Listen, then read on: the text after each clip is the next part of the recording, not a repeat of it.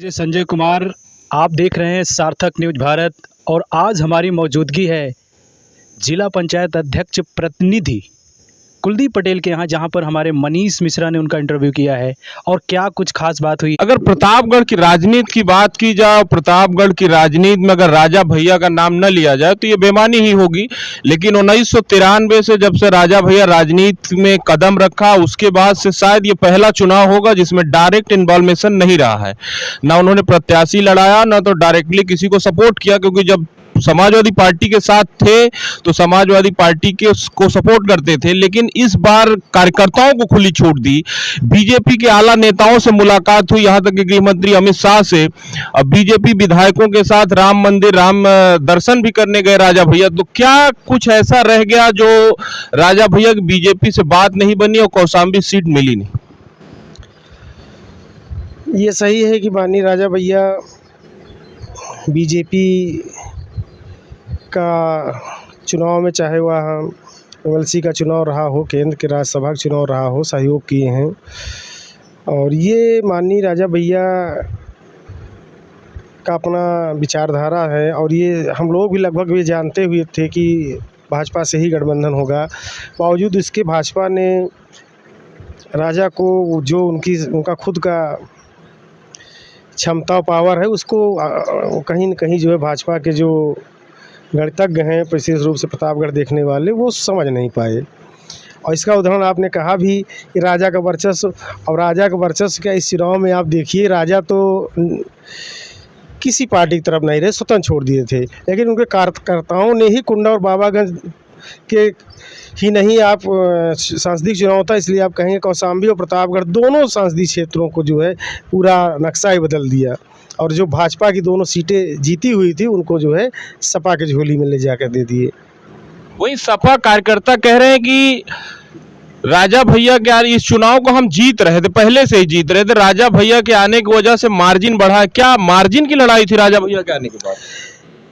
देखें, अब ये उन लोगों का एनालिसिस है, जीत उनकी हुई है, वो अपने हिसाब जो करें। लेकिन हमारी जहाँ तक विचारधारा है, हम जो यहाँ तक एनालिसिस करते हैं कि अगर जो है कार्यकर्ता भाजपा की तरफ जाते, एक माहौल होता है हमारे मान लीजिए कि 1.5 से 2 लाख कार्यकर्ता जो सपा की तरफ गए, अगर 1.5 लाख गए तो वैसे भी 1 लाख से जीते हुए हैं कौशाम्बी में, तो फिलहाल हमारी सच ज़रूरत पड़ी है। और ना भी अगर इतने ना भी माना जाए तो भी जो माहौल बना, उनको आज लग रहा है कि हम जीत रहे हैं, लेकिन जो माहौल है उसका असर जो है और मतदाताओं में बड़ा। कहा जाता है चुनाव में कि कम से कम 20 से 25% वोट तो जो है लास्ट दिन चुनाव में बदलते हैं।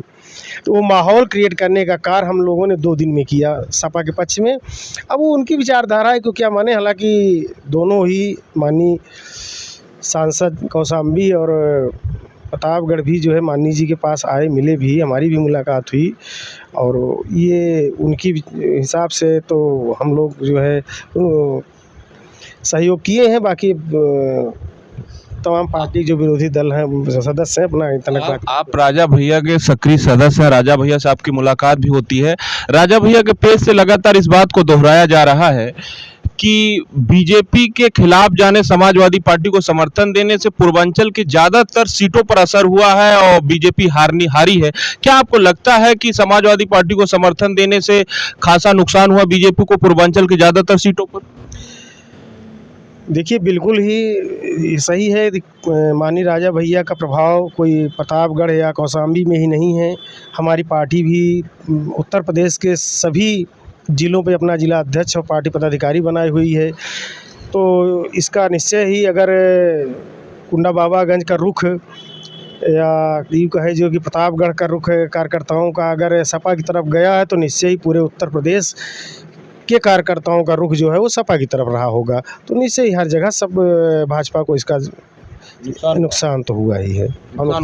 भी अब कयास लगाया जाने लगा है कि 2022 के विधानसभा चुनाव में अखिलेश यादव कुंडा में आकर कहा कि कुंडा में इस बार कुंडी लगा देंगे, तब बीजेपी के खास मूल वोटर, तब वहां बीजेपी को 16,000 वोट मिला था विधानसभा चुनाव में और इस बार 65,000 वोट मिला है। तो ऐसा लोगों का मानना है कि बीजेपी के वोटरों ने ही शिफ्ट होकर राजा भैया की लाज बजाई विधानसभा चुनाव में। तो राजा भैया क्या उस मुद्दे को, कुंडा में कुंडी वाले बयान को अखिलेश यादव के भूल गए हैं जो इस बार समर्थन किया समाजवादी पार्टी को, या यूं कहें नहीं किया तो कार्यकर्ताओं ने किया? क्या कार्यकर्ता उस बात को भूल गए हैं?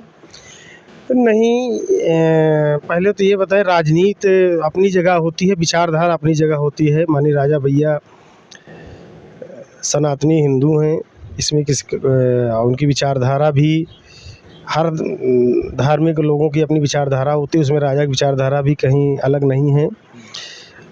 रही बात राजनीति की, तो राजनीति में नफ़ा नुकसान देख के कार्य किया जाता है। तो माननीय राजा भैया, हालांकि राजा सिर्फ भाजपा से नाराज, भाजपा के सपोर्ट थे और सीट पाए नहीं, तो नाराज होके नहीं ये कहिए कि वो विचार बनाए कि हम किसी और नहीं जाना है, वो तो इनके कार्यकर्ता थे जो कुंडा। लेकिन यहाँ आप एक बात को घुमा रहे हैं, राजा भैया के बगैर इशारे के एक भी उनका सदस्य या यूं कहे कार्यकर्ता बोलने को तैयार नहीं होता। बगैर राजा भैया के इशारा मिले समाजवादी पार्टी को समर्थन, ये बात पच नहीं रही है लोगों के।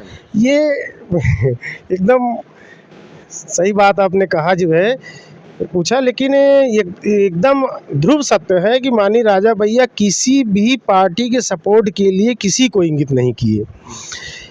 हम लोग राजा से जुड़े हुए हैं, हमारे लिए माननीय राजा भैया सब कुछ हैं, हम उनकी भावनाओं को देखते समझते हैं।